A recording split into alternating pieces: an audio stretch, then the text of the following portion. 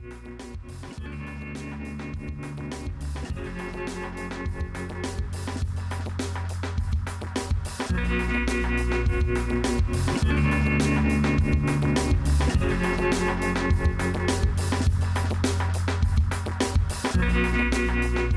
to La Taverna Friuli Wines, the definitive podcast on wines from Friuli, Venezia Giulia.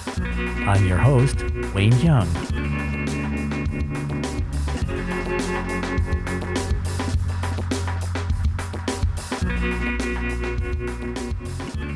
Hello, Friuli wine friends. Welcome to La Taverna. Episode in English today with someone whose winery I've known about for a long time. I met Gabriele TAMI's dad way back in the late 90s, I believe it was, when I was working in the vineyards of Buttrio when I worked at Bastianich, and he would come cruising by in his tractor, and we would chit-chat, and he realized I was American, and he was so enthusiastic and wanted to break into the New York market. But unfortunately, I wasn't able to help Mr. TAMI, but his son has more than ably taken over his small winery in Buttrio, in Colli Orientali. And this interview is a bit interesting and a bit sort of off the beaten path for what I normally do here on La Taverna. We had a certain flow, Gabriele and I, and we talked a lot about France and New Zealand, and with little maybe sprinkles of Friuli in there. And we did talk about his winery and what he does, but it wasn't so much a Friuli-centric podcast as usual. But we definitely get into a lot of talks about Friuli and wine and about the TAMI winery and about what Buttrio is all about. But that sort of comes maybe towards the second half of the talk. But I was just so fascinated by Gabriele's life experience. I was fascinated by the different things that he was saying and how articulate he was in English.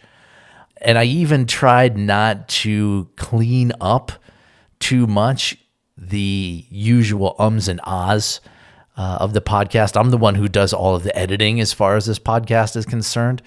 And I wanted to try and keep the flow of the conversation as natural and as original as I possibly could. And Gabriele insisted on speaking English, and kudos to him for how well he expressed himself in English for this podcast. So it's a good one. It's a long one. I think you're really going to enjoy it. I think it's definitely one of the more interesting podcasts that I've done in a long time. And that's saying a lot, considering we've had Randall Graham and we've had Amadei on the show. And so this is a bit of a different approach. So I hope you guys like it. I always look forward to your feedback, whether it be via email or via Spotify or via Facebook at La Taverna or Instagram at Wayne Grape. You know I'm always there. I want to send a shout out to Kyle, who sent me a lovely letter. Kyle from Boston, thank you very much for your letter, and I will be responding to you very soon. And without further ado, let's get into this really amazing talk that I had with Gabriele TAMI.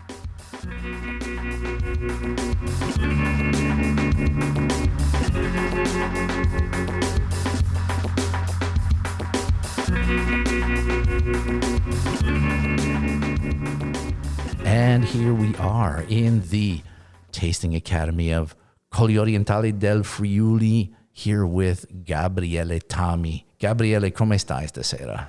Fine, thank you. And you? Okay, so just got to keep the gears in English here. Yeah. We've been speaking Italian for the last 15 minutes, and now we've decided to do this episode in English. Thank you very much for spending some time with us here at the Taverna.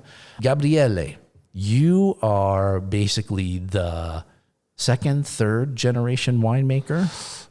Fifth, I can say. Fifth. Yeah. Wow. Yeah. Okay. Yeah, for sure. Maybe more. We don't know. Maybe more. Well, you have some children, so Yeah. We will see. but we see. don't know how many generations back you go. So tell me a little bit. You have your obviously your winery is located in Buttrio, right? And it's called TAMI, TAMI. So tell us a little bit about about the hacienda, about where you're making wine, and how big it is, and all of that sort of thing, just so the people who are listening have an idea of where we're coming from. Yeah. Our little winery is about 6 hectares of land, of vineyard, and plus a little bit of land, but we are focused on that. So 6 hectares is not is in the average, I think, of the little wineries here in Friuli. Is that more or less an average? Yeah, is the average of a family winery, and generation by generation we have changed the winemakers in our family, but every time we have focused two things. We have been a manager of big wineries. Okay. For 5 generations. Okay. I'm the 5th. I'm not a manager. I'm a winemaker in a big winery. So you studied enology. Enology, yeah. Okay. And so the winery has been for many times, I can say, parallel to our job. Okay. So going back generations, you've always been sort of managing another larger winery while at the same time running your own small family winery. Okay. Exactly. Is that difficult? For the time that you need, also to live, for sure. At the end, is for some reason is easy. Is easier because you can. Sometimes the problems of the little wineries is that you don't know enough things, or you don't know the things pretty quickly when the world is changing. Okay. Okay. So be in 2 position is perfect. Okay. If you are in a big winery, you can look at how the wine world is changing. I never thought about that. At the same time, working in a little winery, you can have an approach really direct to all the quality problems. And so maybe this is something that is really interesting and that I have used in my work as a winemaker. What is changing in the world, the new things that you need to do and to know, is what I maybe look in the winery where I work. Okay.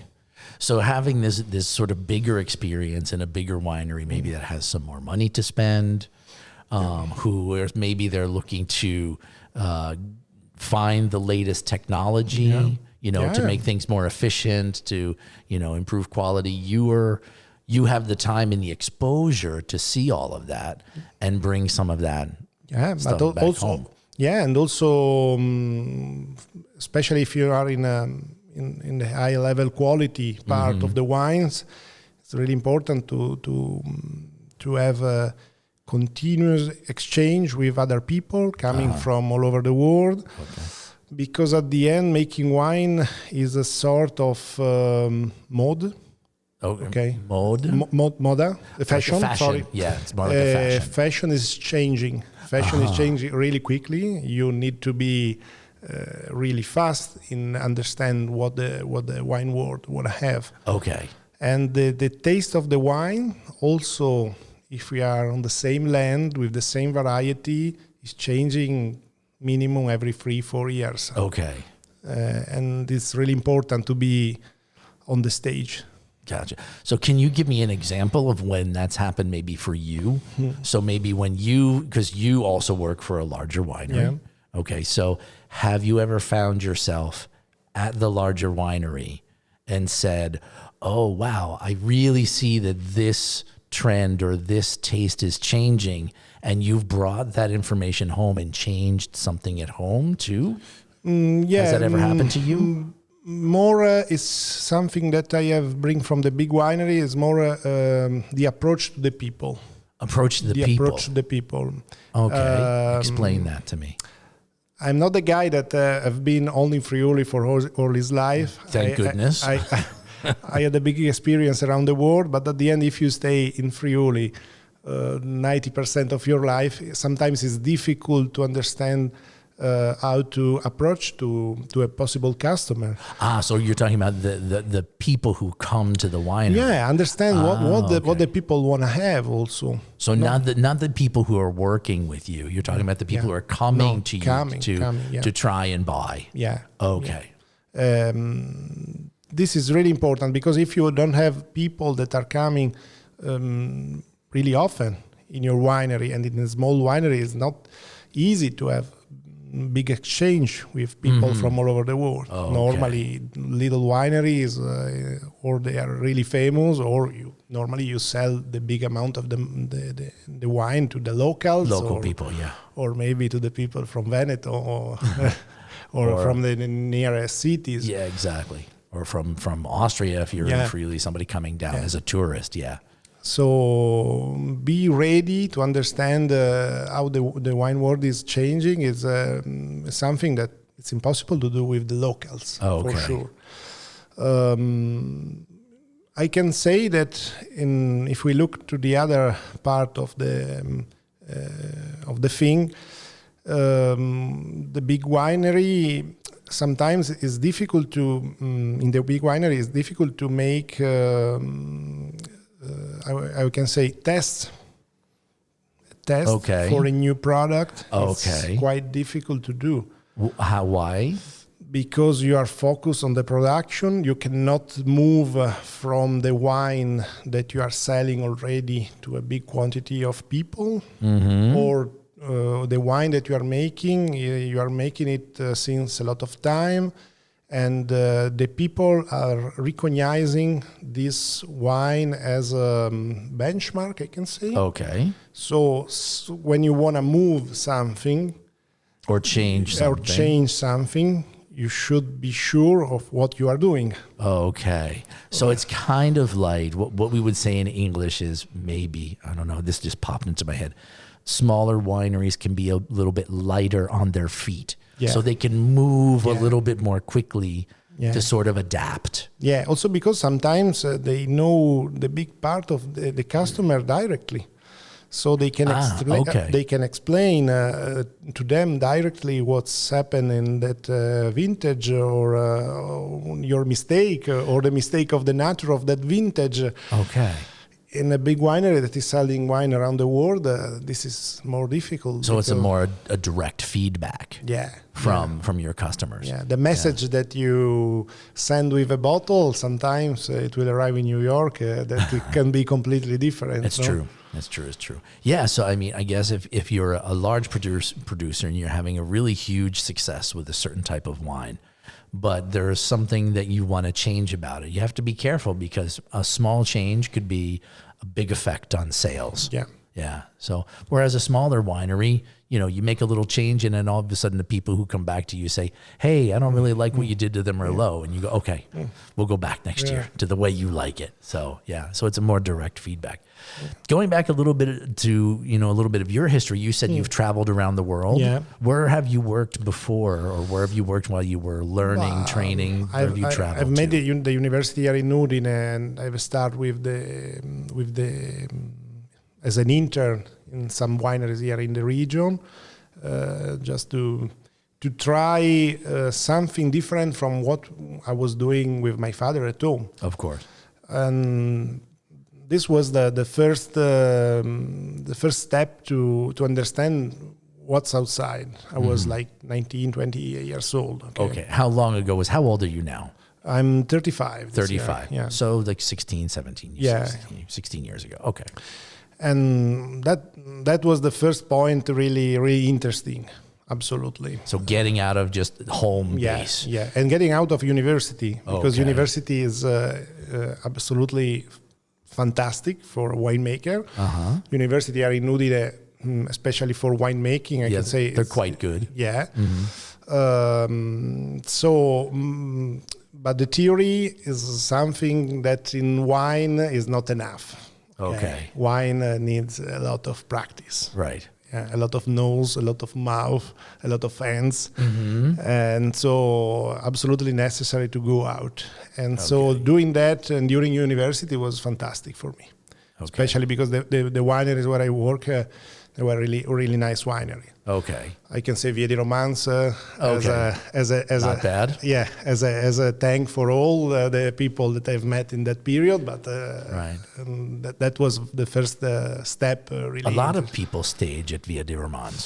normally 1-2 a year. Yeah. Because I think Lara Scarborough also staged at Via di Romance, if I remember correctly, from Scarborough down in Pavia di Udine. So I think she was. So yeah, I know quite a few people who've done that. I think also a lot of people are happy to say that. Yes. Because, It's kind of like saying you worked in a Michelin star restaurant. Yeah. So I was a chef's assistant at like Calandre. So it's an important thing. But did you travel outside of Italy as well? Yeah. After that, I have done Erasmus program, then university in Burgundy. Last year of university, I've done it twice. Nice. In Burgundy, I've started to understand what's France. That's not an easy fact.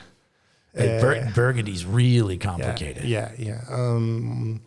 So university in Burgundy was really nice, but at the end, as you said, Burgundy is really complicated. And I have changed after university. I started working in Bordeaux for 2 years. Because start working in Burgundy, it was really difficult for me. Okay. My French was not enough good.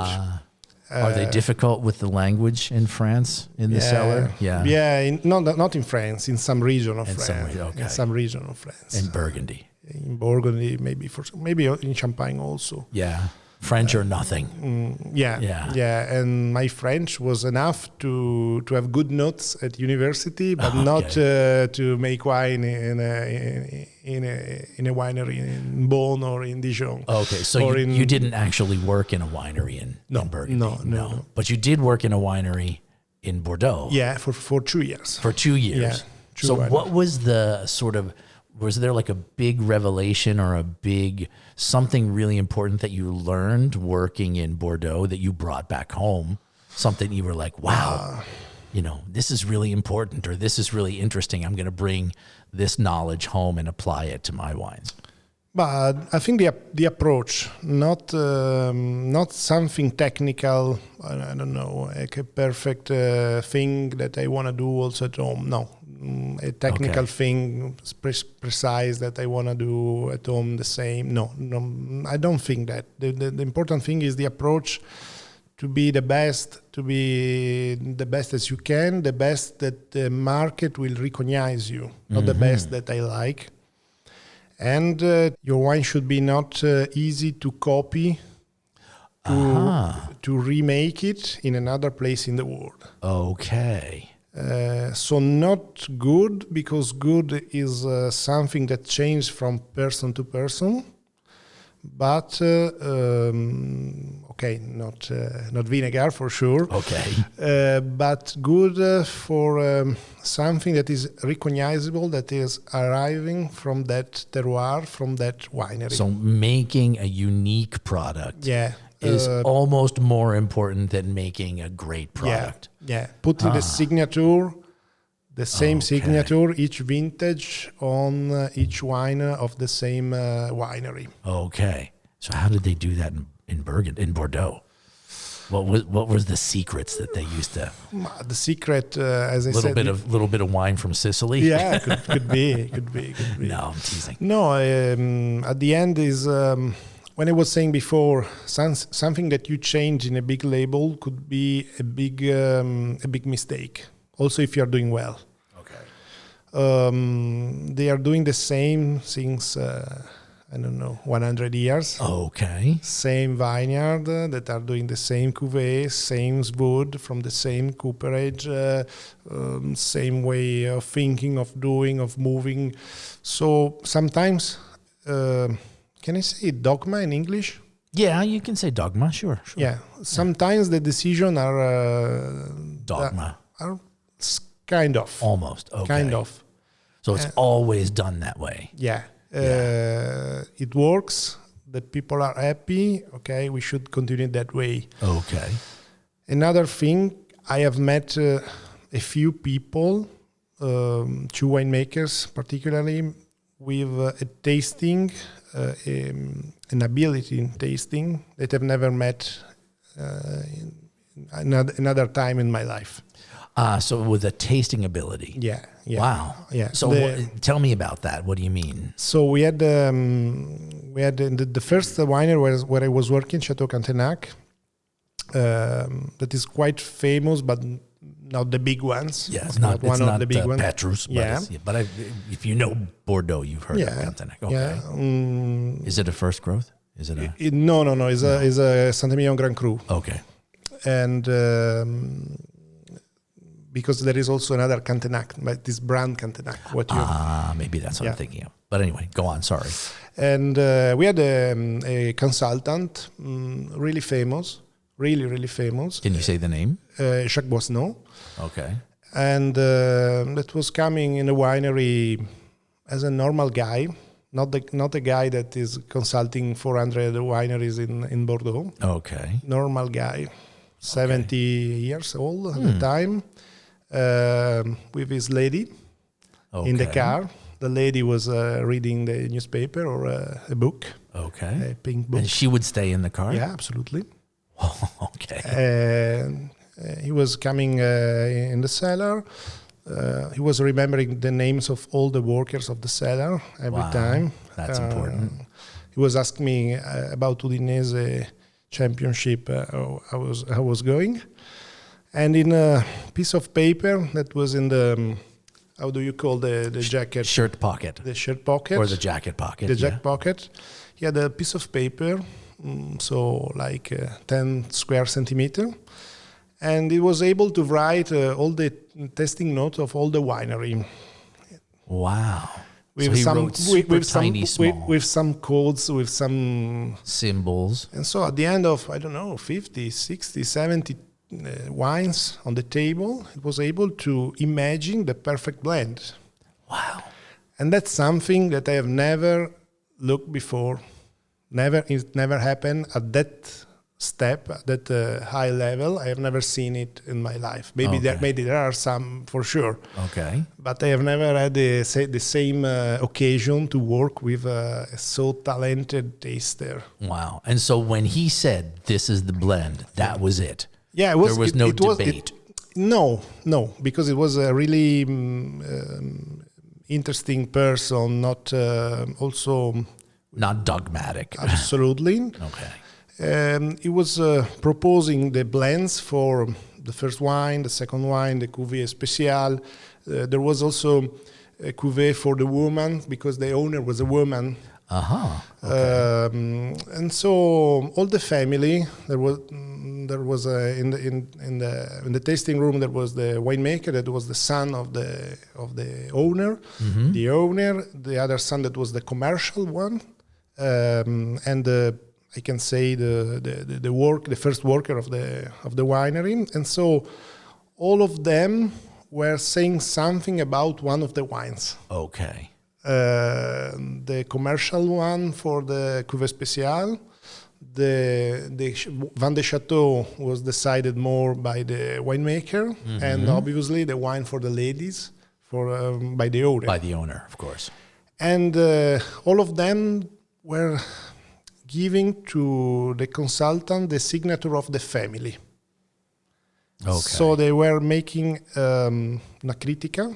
They're not a critica. They were giving their opinion. Their opinion on the wine that they were in charge of, I can say. Okay, so they were talking about the wines that it was sort of their specialty. And I have understand that this was the signature of the family. Okay, and it was important, I can say, as much as the blend made by the winemaker, by the consultant. So sometimes the family was happy. Sometimes the family was asking for some, I can say, for some changing. Okay. And so this this mismatch, this argument was necessary to give the signature of the winery by the family. Okay. And it was not something, it was something really, really interesting. Yeah. Okay. But in the end, they managed to come together. Absolutely. Yeah. Absolutely. Interesting. But all this thing happened in, I don't know, half an hour. While the consultant's wife read her book in the car. Yeah. Yeah. Wow. Fantastic. So after that, lunch in the city center of Saint-Emilion with the wife, and then and off to wherever he was going next. Wow. So fantastic life. Yeah. And a few years ago, Jacques Boissonneau died.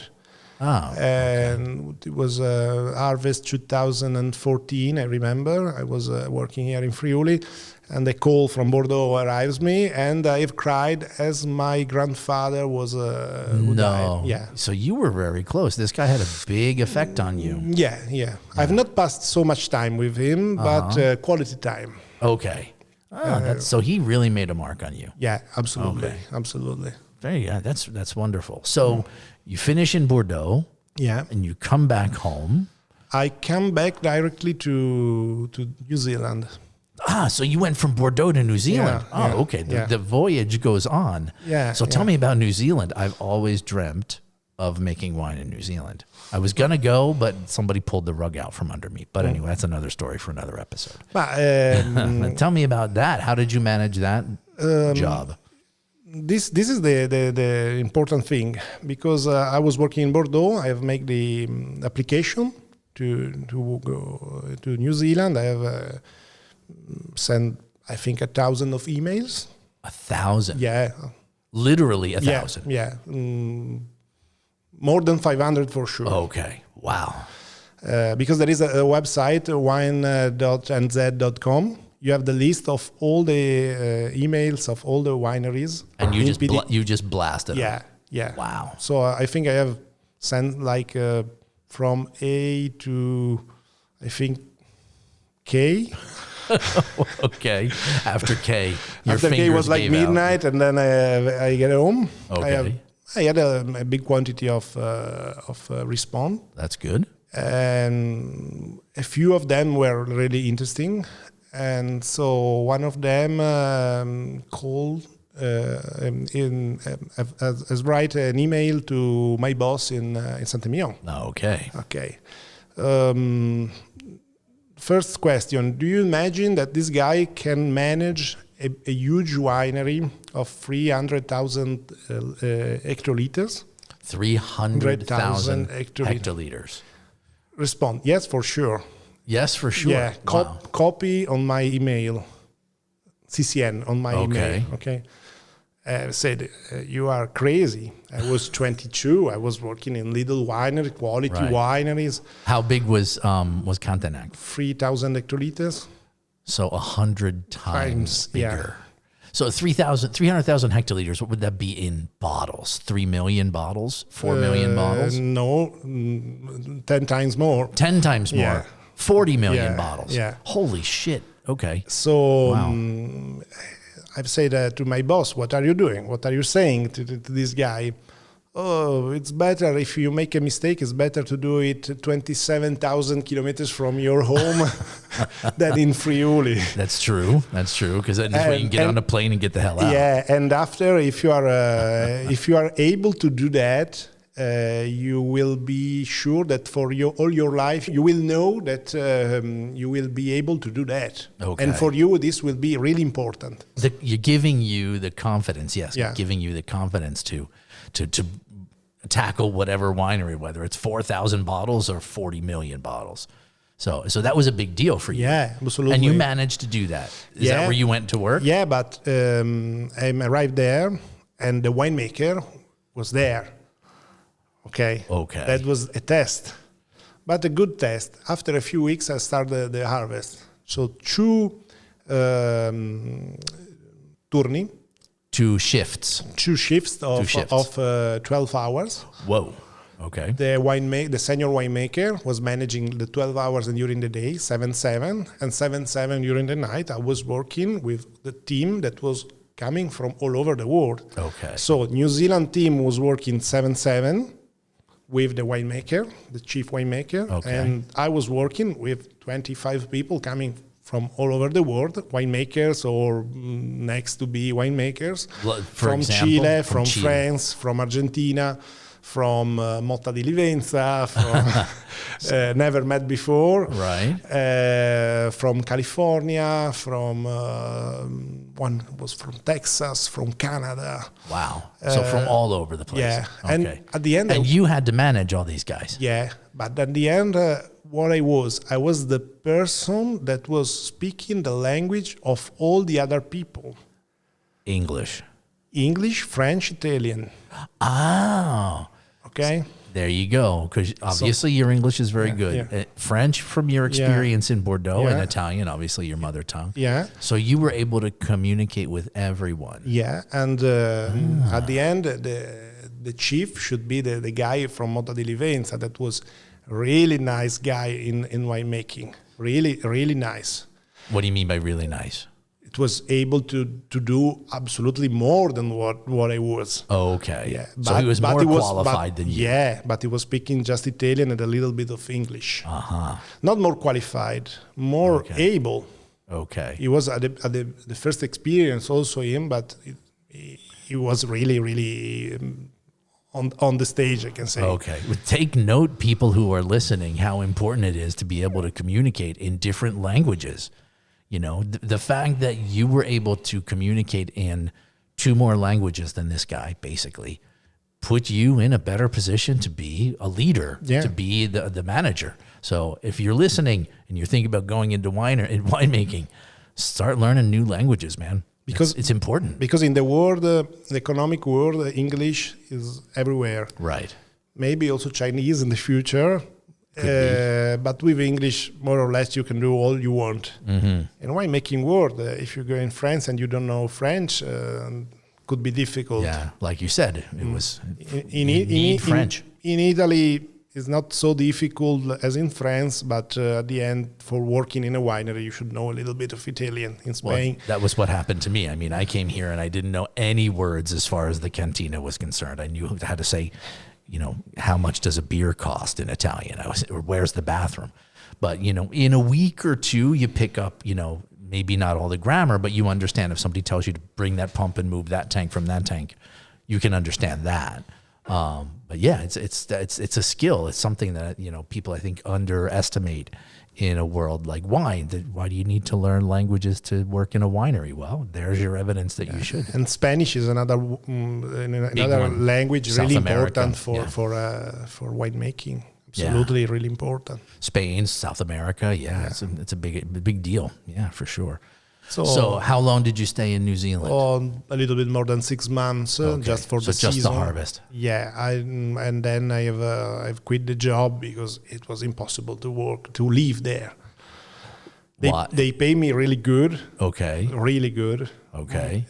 More than what I am paid maybe now after 10 years of for 40 million career. bottles, for God's sake. But in generally, the salary in New Zealand is really good. Okay. If you look at how much costs the life there and how much money they give you, it's really good. Okay. And if you have a good position from the basic worker, this change a lot. Mm-hmm. Okay, it's not like 20% more or 40%. It's like double or 3 times. Oh, okay. So there's a big difference between like a basic worker and someone who was in your position. Yeah. At that time, it was like that, and at the end, the life was like in Italy more or less. Okay. I don't know nowadays. So what did you find impossible about life in New Zealand? There was no one for 40 kilometers from the winery to the next city, and the next city was like Buttrio. Okay.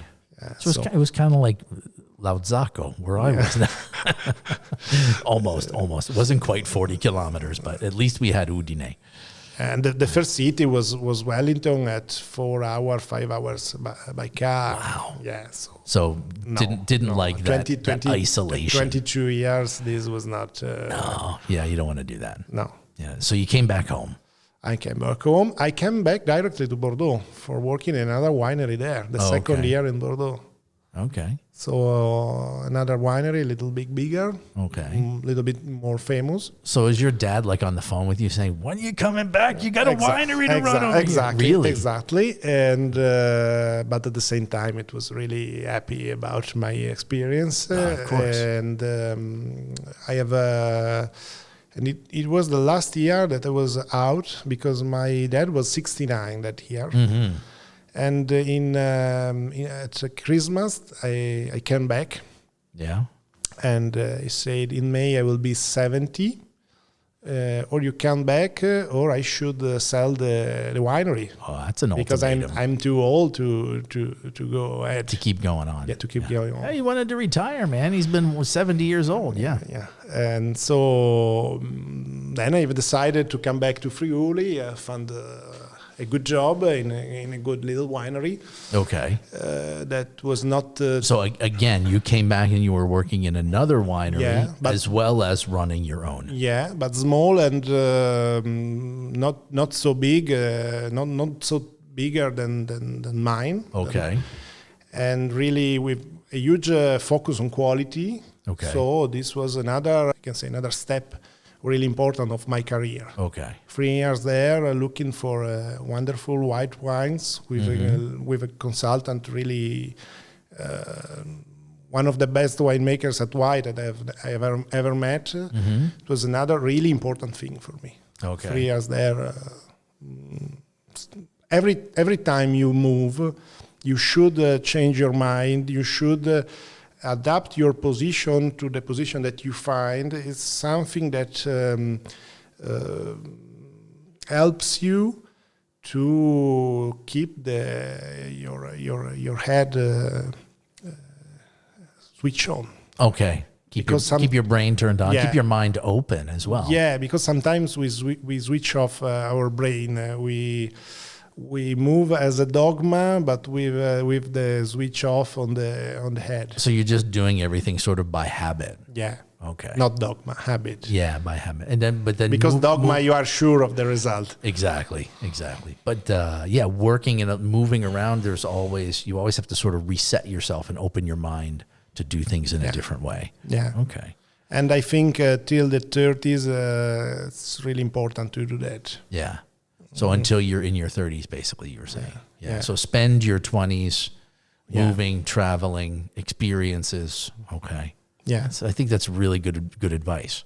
Yeah. I think too many people, and I'm not just talking about Friuli, I'm talking about California or Tuscany or whatever it is. They grow up in the family. They do what their dad did. They're sort of in this tunnel of just doing that way. And maybe they go away for a few months after university or whatever, but then they always come back and, the parents are like, okay, you're here now, so you have to do it this way. And they say, well, what about this? And I'll go, well, maybe next year, but then you're always sort of just doing the same thing over and over again. But this constant sort of change and renewal and keeping your mind elastic and open, I think is really important. Great advice for people who are listening. Whoever. Yeah, and a thing that is not easy in our job is that the big part of the winemaking world is concentrating the efforts in 2 months, in September and October. Okay. So you cannot move in other places to make other vintages. Instead of going in places really, really far, so New Zealand, Australia, South Africa or Chile, so another hemisphere is the reason why I have never been to US for a harvest. Oh, okay. Because I have to decide harvest in Bordeaux or harvest in Napa. Okay, it's a tough choice, but at least Bordeaux, you can come home. Yeah, but also I'm more as I am more for old war winemaking than new war winemaking. So after maybe you decide to stay here, then go to Napa. Okay. Maybe for that reason it was better to change and to go to Napa to change my mind. Okay, yeah, but you went to New Zealand, which is New World, so. Yeah. Yeah, but it's and very big. I think it's totally different from Napa. I'm sure. The New Zealand way of thinking. It's more near the way of thinking of Friuli. Really? New Zealand is a big Friuli. New Zealand is a big Friuli. Yeah, I love that quote. Yeah, also, New Zealand is a big Friuli. Why do you say that? but it's That's raining every time. Raining all the time. Okay. So it's gloomy. Yeah, good Sauvignon. Good Sauvignon Sauvignon. Blanc. Okay. All right. And All right. at the end, the people are all farmers. Okay. All farmers, because except in the two cities, the other 2 million people that are in the two islands are all farmers. Okay. Timber, cattle, sheep. Exactly. 60 million of sheep. Exactly. More than people, right? Yeah, 4 million people. 4 million people, 60 million sheep. Yeah, and 20 million deers. And 20 million deer. Yeah. Wow. Okay. And the biggest piece of land of Sauvignon in the world nowadays. Really? Yeah. So you mean the largest single vineyard of Sauvignon, or No, largest? the largest surface by nation. Okay. Of course. In the world. Yeah. Yeah. And Bigger than France, obviously. Yeah. And in 1985, they were more or less not making wine. Okay. It's something incredible what they have done in New Zealand. And so farmers really near to the culture of Friulian people. Okay. For a lot of things. Also, there are a lot of also immigrated from Istria, Dalmatia, and really, a lot, especially north to Wellington. Okay. In the islands, there are a lot of people doing wine from Istria. Since that time, with the variety that are coming from here. Really? Yeah. I didn't know that. So when we talk about New Zealand and Sauvignon, because one of the things I used to always say when I was teaching classes or giving tastings here in Friuli, I would always say that there are like 3 places in the world where Sauvignon Blanc does its best. France, obviously, where it was born, Sancerre, whatever you want to say. New Zealand, which is sort of a new way of thinking about Sauvignon, and Friuli. So how would you, having worked in France, having worked in New Zealand, and having your experience in Friuli, how would you first of all, would you say that that's true? Yeah, maybe saying 3 places is not enough. Maybe you should say 4 or 5. Okay, so what are the other 2 or 1 or 2? Bordeaux, okay. Yeah, but it's always a blend. No. Oh no, there's pure Sauvignon. I always thought it was Sauvignon Blanc and Semillon. But for the Swedes, yes. Normally, 80 times on 8 times on 10, you can find it alone. Okay. I don't know why I was always under the impression that Bordeaux Blanc, and this just goes to show you how long ago I studied wine, that Bordeaux Blanc was always Sauvignon Semillon. The good ones, when you want to find a good label of white, normally is 100% Sauvignon. Well, that's sort of where Sauvignon Blanc was born, right? Yeah, in Bordeaux. yeah, okay. Yeah. And then what would be the 5th one? Maybe Styria. Okay. Yeah, I think we should say also that. I'm not really, I have not a good knowledge about that, but I have tasted a lot of really interesting things. Styria is not too far from here. No, absolutely. But is it similar soil or is it completely different? I don't want to respond to this question because I'm not enough. Okay. Yeah, I can respond to you on New Zealand. Okay, for sure. Well, let's talk about that then. Yeah, so, having worked with New Zealand Sauvignon Blanc, and you make Friuli and Sauvignon Blanc, what's very similar and what's very different about those 2? But you have to say that 90% of Sauvignon Blanc in New Zealand is made by 5 or 6 wineries. Okay, very big. You have to imagine that. Okay. There is one winery that is making 75% of the Sauvignon Blanc of New Zealand as a contractor. As a contractor. Okay. So it's not even a bottler. No. They're just growing Sauvignon Blanc. Normally, and selling it. New Zealand, the person that have the land is un fondo di investimento. Okay, is venture capital. Venture capital, yeah. Okay. And normally it's not a New Zealand one. From outside of New Yeah, Zealand. a lot of times from Hong Kong or China. A lot of time. Yeah. Interesting. The farmer that is growing up the vines is not the person that is making the wine. He's selling the grapes to a person or to a company that is not making the wine. He's buying the grapes, but the contractor is making the wine for the company that you want to sell the wine at the end. Okay. And so could it be that one contractor is making wine for lots of different wineries, lots of different labels? Yeah. Really? And also the bottler normally is not the same company that of the contractor or the seller. Wow.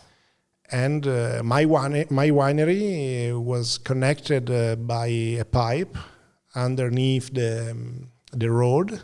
Okay. To a big contractor for bottling. Okay. And so the 2-3 wineries big that were around were connected by hoses. Underground pipelines. Yeah.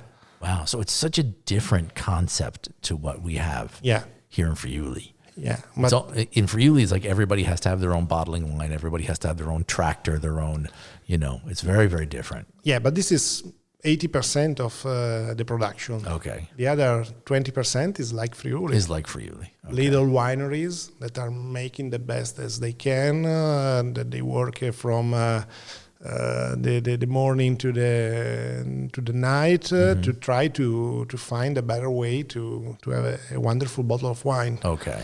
And that's another, especially little families that were doing that. And that was so similar to Friuli. Did you get a chance to visit some of those? Yeah. I have taken 15 days with my friend that was working in another winery in New Zealand. We have bought a car for 1,000 euros. Okay. And $1,000. Okay. $1,000. Which is different than 600 euros at the time. Exactly. And we had a wonderful 2 weeks around New Zealand. Especially, I advise you Central Otago. Central Otago. Yeah, in the desert of it's called desert in the South Island. Mm-hmm.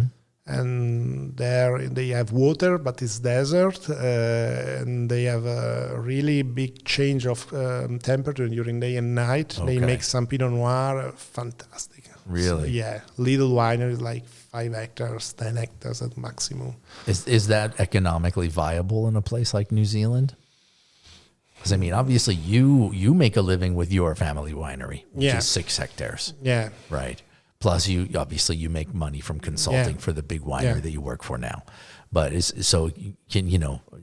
difficult to think in a place where these wineries are just enormous that a 5 hectare family winery could survive. Is that possible, or they managed somehow? My favorite winery that is Rua, that is a phylloxera-free winery. Okay. Because in the sand of this desert, they have not problems. What is it called? Ruan? Rua. R-U-A? Yeah. Okay. He's an ex-player of football from England. Okay. Really famous one, but I don't remember the name. And a few weeks ago, I've sold the winery to Constellation Wine. Uh-huh. It's arrived at some result of his brand. Okay. So now I think Constellation Wine that have bought the winery he was making like 50,000 bottles, I think. All right. Now Constellation Wine will make 50 million. Exactly. So let's come back to Friuli, because I want to talk about the wines that you make at home, because you're here and it's amazing listening to your story and your experience, but I do also want to talk about what you're doing in Buttrio, and maybe we can talk a little bit about how Buttrio is very similar or different to places where you've been before. But Buttrio is the southernmost part of Colli Orientali, right? So tell me a little bit about what Buttrio is all about, at least for you, and what kind of wines you make, what kind of grapes you grow. But you know that Buttrio is the hottest part of Colli Orientali. Not only the southern, but the hottest, because what is divided by Natisone River, that means Buttrio, Ypres, what is on the valley that is not next to the Alps. Okay. Is the triangle, I can say, Buttrio, Manzano, Ypres, Premariacono. All these hills are hotter than what is near the Alps, because all the Colli Orientali are like a sea that are really connected from Tarcento to Cividale and to Prepoto, are connected to the Alps. Yeah, it's like it's a crescent. Yeah. Right. And so we're looking at the bottom of the crescent at Buttrio. Yeah, and Buttrio is in the middle of the valley. If you look on the map, is incredibly out of what is the other part of Colli Orientali. Okay.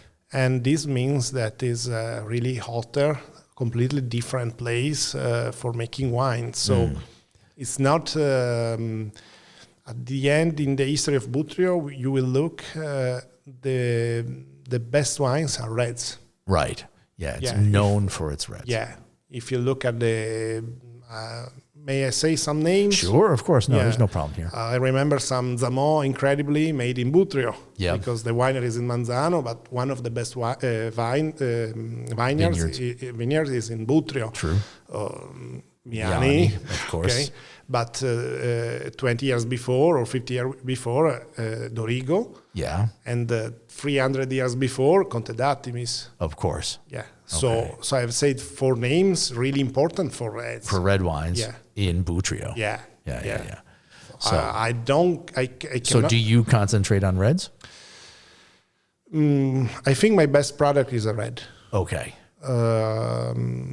The good wine, the good vineyard that I have is not so big, but it's so good, and I make a Rosso Riserva really nice. Okay. It's a mixed vineyard because it's really old, and so you have many vines from different types, because obviously in 100 years, a lot of things has changed in the economy of Friuli. Right. So it's literally 100-year-old vineyard that's just mixed. Yeah. Do you know more or less what's in there? More or less is Merlot Cabernet Refosco. Okay. Third, but you have also things that are absolutely impossible to understand. Really? So completely foreign, weird things. And also some white that we harvest before. Okay. And so there is one harvest for white, one harvest for red. But at the end, what I want to say about Buttrio, and what I want to connect to the question that you have made me on Bordeaux before, is what have you bring from Bordeaux? Right, exactly. The approach. Okay, yeah. We never did understand what that approach was, but yes. The approach is what we are selling. We are selling a red wine that we call it Riserva Colli Orientali. There is no variety. Good. Okay. It's not allowed to write on Buttrio. You cannot write the name because Buttrio. There is not the sottozone and that.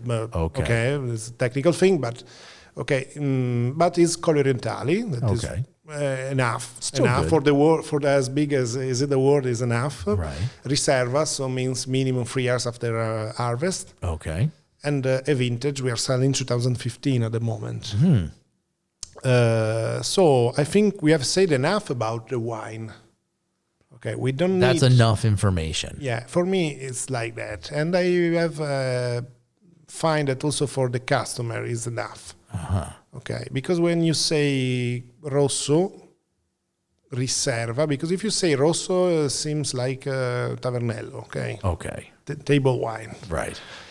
But if you say Rosso Riserva, the people understand that there is something special, more. Something special. Okay. And then, Colli Orientali, so they think about something not too deep, not too heavy. Okay. No, maybe deep, because the reds from Colli Orientali are deep. They are. They can be, especially when they have good acidity. But they are not heavy. They have a structure, but they are not heavy. And this, for Italian wines, is a really important thing, because we have many really nice reds in Italy, but most of them are too big for the market, too big for the nowadays taste. Okay. Because everyone's looking for something fresher and lighter. Yeah. Okay. 30 years ago, we were tasting a lot of South Tuscany, Sicily wines. Nowadays, we are more focused maybe on Barolo. Okay. Yeah, if we are speaking about reds. And in Friuli, it is able to make great wines that are not heavy. Okay. Maybe not all the vintages. Okay. Maybe we get some hotter ones that makes it more difficult. Yeah. Especially in a place like Buttrio. Yeah. 20 years ago when I was a child, maybe it was the opposite. The cold harvests were terrible. So I want to say in the 90s were good seven vintages on 10. Okay. So no one was bad for too sun. Okay. Nowadays is the opposite. It's the opposite. Yeah. Too much sun, too hot, too dry. Yeah. So the French approach that you brought home is what? This idea of just selling a red wine that's your Reserva and that's it. So what's the Bordeaux approach in that wine? First thing, when I was in Saint-Emilion, I have phoned to my dad. Dad, here we are making a really simple vinification. We are not touching the grapes. We are just distemming and putting in the vats, and then 1 pump over a day, and that's all. A little bit of sulfur dioxide. 1 pump over a day. Yeah, and that was for making reds. Okay, if the grapes are good, they don't need other things. Okay, so I said, Dad, we are doing that. My dad said to me, "Oh, you are crazy." They are crazy. Okay, but he tried 1 tank alone without saying nothing to me.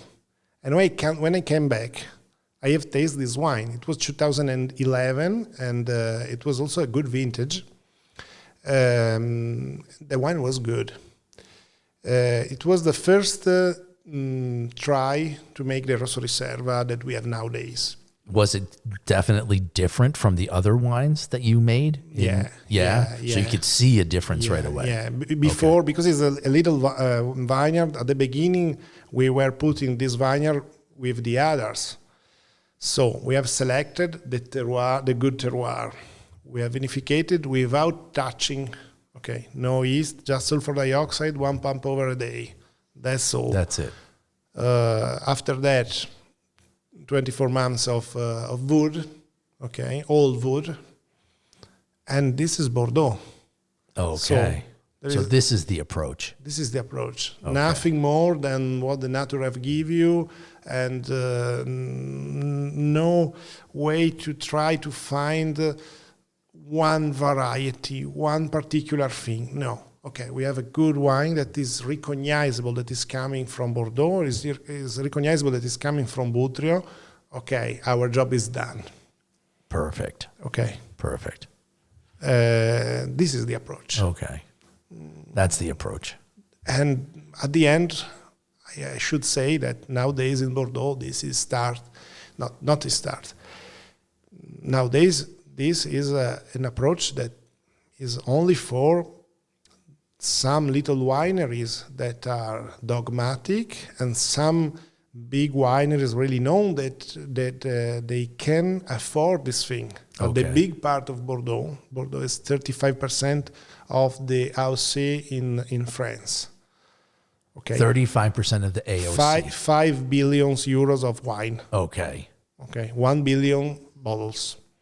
Wow. Okay. The big amount of this area is too much touched from the winemakers in the last 20, 30 years. Mm-hmm. And now, too much manipulation. Yeah. And nowadays, you look that the people are asking for Burgundy wines, not for Bordeaux wines. It's true. So, yeah. But if we have a tasting, I can show you that Bordeaux is more similar to Buttrio than what you think. Yeah, like the little farmers in New Zealand I was speaking before. Yeah. I'm ready for that tasting whenever you want. Yeah, whenever you want to do a Bordeaux Buttrio tasting. So we should pay attention if we are leader producer, or also if we are winemakers or manager in the big industry. We should pay attention to not lose the origin of the wines that you had before. You should pay attention to not copy, sometimes unconsciously. Okay, you have tasted many wines, really good, coming from another region, and so you want to have the same thing here. So you try to put more wood to pump up the ripening of the berries. Okay, a really bad thing for the consultant in Bordeaux was having too much ripened berries. Okay, because it was saying that the ripening and the too much ripening berries and the too much extraction from the maceration were not bad for the wines, but were cancelling, cleaning what was coming from the terroir. Okay. So if I pick up some grapes in Tuscany and in Bordeaux and I make 3 super ripened berries, 1 week or 2 weeks more than what is necessary, and I make a big maceration with punch off, pump over, and punch down, pump over, and délestage, and tannins, and wood, and chips, and whatever. It all becomes the same. Yeah, good, but the same. Right. So what can we say to the market when we are selling a bottle that it costs a little bit more from another bottle that is coming maybe from Chile or from other places? Or from Napa, yeah. We should say we are recognizable. This is our wine. And so, because the land is something that no one can store to you. Right. A piece of market is something that every year can be stolen. Of course. And the market in the wine is necessary to buy barrels, to pay the workers and to do good wines. Yeah, exactly. And provide for your family and all of those wonderful things. Yeah, I mean, so what we're saying here is the concept of place is easily lost if you over manipulate or you're trying to chase a certain particular style. Whereas your idea of less intervention of the wine, obviously keeping in mind the health of the wine and making sure everything's fermenting well and no problems with Brett or other types of, let's say, defects, you're much more likely to bring out the very unique characteristic of that wine from your place. Yeah. Okay. And that's your approach. It's my approach.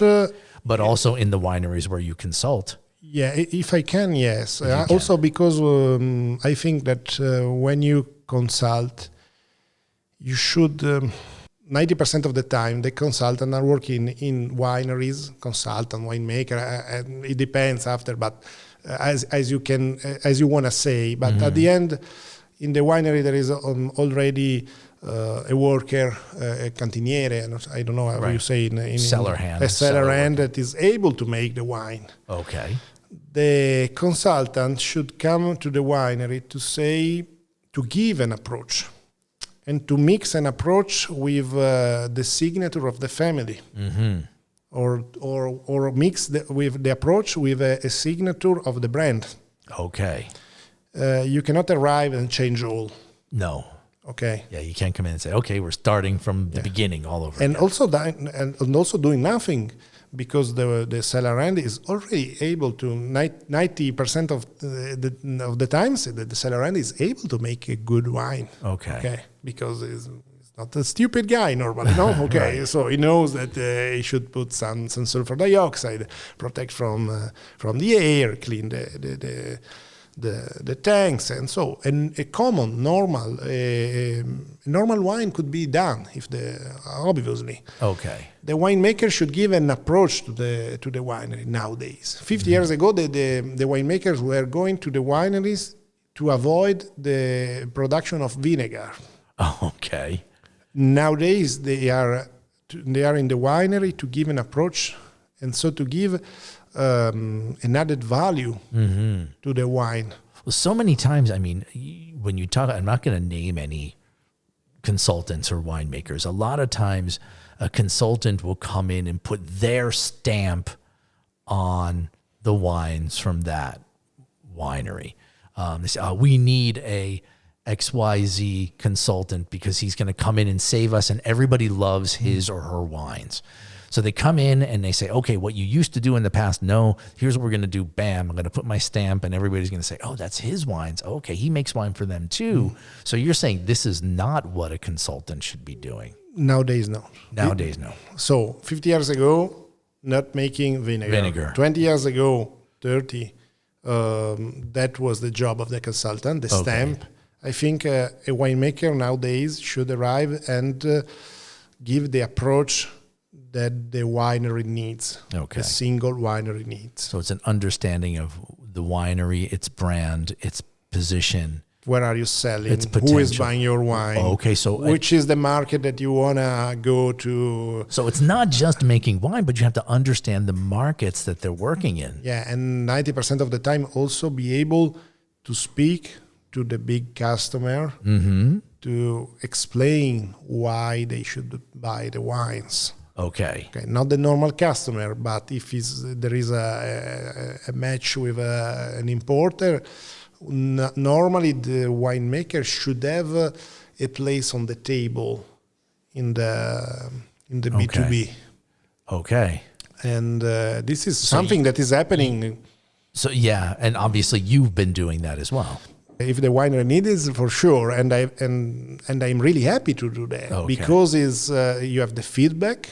And you can understand if the people from that market have a good opinion of your wines and what you're doing and all these things. So it's easy after to understand. It's easy for the buyer to understand the wines, but it's easy to understand if the job that you are doing is good in the winery.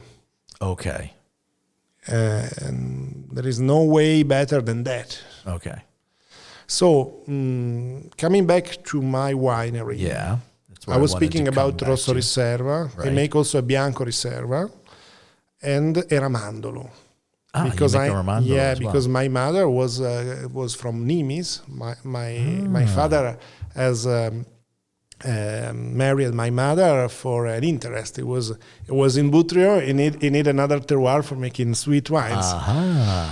That's the secret. That's the secret. And so these three wines are the wines that I ask for the AOC. Okay, because I think that only a wine that have a certain cost and a certain quality should be at the level of a label that has right Colli Orientali on it. Okay. Quality, I've said, but also cost. Because if there is not a cost enough, I'm not able to do the same wine the year after. Okay. And so these are the three wines that I sell as an AOC. Okay. The other wines they're labeled with the AOC, DOC, whatever. Yeah, and they have also a different label. Okay. So they have a completely different label. Yeah. And then you make another line. Another line that is made by good wines, normal wines with no wood, nothing strange, a Friulano and Merlot, a Refosco, just for the, I can say, wine for every day. But they are EGT. Okay. Venezia Giulia GT. I don't want to put the label Colli Orientali on something that is not perfect. I respect a lot the place where I make wine. Okay. And so when I make wine in my winery, I look also at the customer, but also at the people that ask me for making wine for them. Okay. Because obviously there is my surname on the labels. On the bottle. Yep. Yeah. So I want to say that the wine that I'm proud of are the wines that have the AOC. Okay. That's my... That's your focus. Yeah. Yeah. The other wines are good, but it's not something that I will show you. Okay, come to my home. I want to let you taste this Refosco baseline. Okay. So can I ask you what the proportion is as far as volume is concerned between, let's say, the everyday wines and the Colli Orientali The proportion of quantity? Quantity, yeah. Well, the winery is so little, so it's difficult to make statistics that have, but it's like 1/3, 2/3. Okay. Yeah.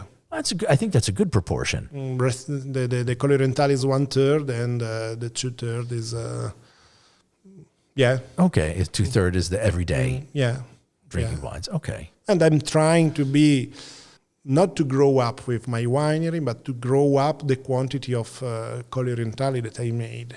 Okay. I don't want to make more than the 20,000 bottles that I do. Okay. I want to make more Colli Orientali and less of the everyday EGT wine. wines. Yeah. Okay. That's very smart, because obviously there's a price difference. Yeah, there is also another cost. Another cost as well, of course. But I think making better and making good is every time a good choice, especially in this world where the industry is able to make big volumes at prices that are really low, and sometimes or a lot of times in industrial wines are also good. Yeah, they're not bad. So I cannot fight on that part of the market. Okay.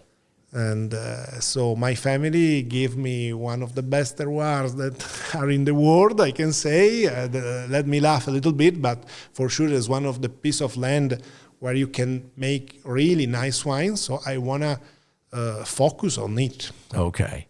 So if somebody came to visit you, you obviously have, your winery there in Buttrio, but you also have like a place where people can come and have a glass of wine and have a little bite to eat as well. Yes, 70% of the bottles are sold in the vineria.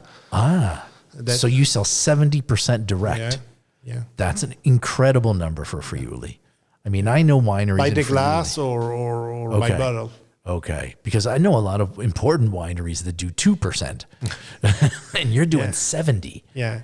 I had the owner of Monviert here, and I was shocked when she said she did 45%. Yeah, but 45 of a big millions, amount. Yes, exactly. But I'm saying 45% is a lot. 75% is spectacular. And that's a whole different economy of selling wine as well. Your margins are different than if you were selling those wines to an importer or a distributor. Yeah, at the end also the l'accoglienza, how do you say l'accoglienza in English? I wouldn't know, but the ability to welcome people. Is something that is really expensive. Is expensive. Yeah, it's really expensive. Should pay attention that it's not risky. Okay, because day by day you are selling your wine, and more or less you are selling every day, every month the same quantity. You don't stay out with a lot of money in the time that the wines are arriving in another country and all of these things. But at the end, having a good moment with the people that are coming to buy your wine, to taste your wine, it's really expensive because you need a lot of time. That's true. You're talking about your time. My time, but at the end, my time, it costs like the time of a worker, okay? Because if I lose time with a customer, I cannot do another thing. Exactly. Okay. I have already another job, my brother also, that we are now managing the winery. And so we have 4 people working in the vineria. Okay. Is that including you and your brother? Or? No. Plus, so you have 4 employees. Yeah, that at the end, there are like 2.5 employees because there are the shifts and we are not. They're not all full time. Yeah, but at the end, I can say 2.5, 3 person that should be paid on the difference by the cost of production of the bottle and the price of the bottle that you sell. Course. And also, maybe also another little part should be for the producer. Of course. So don't think that the direct selling is something cheap. Okay. Commercial costs are more or less the same that you can have by having a fair in Düsseldorf or having someone that is running Italy with the car to sell the wines. Okay. Yeah, but I think when you think about direct sales, a lot of times you think about cellar door. You have a different situation where you have a structure, which you just built, which is a beautiful place, where you have people who work and cook and wash dishes. So it's almost like a small restaurant. It's like only cold food, no warm dishes. Yeah, for sure.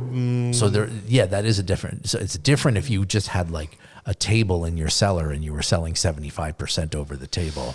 Yeah, It's but you should be really known for that. Okay.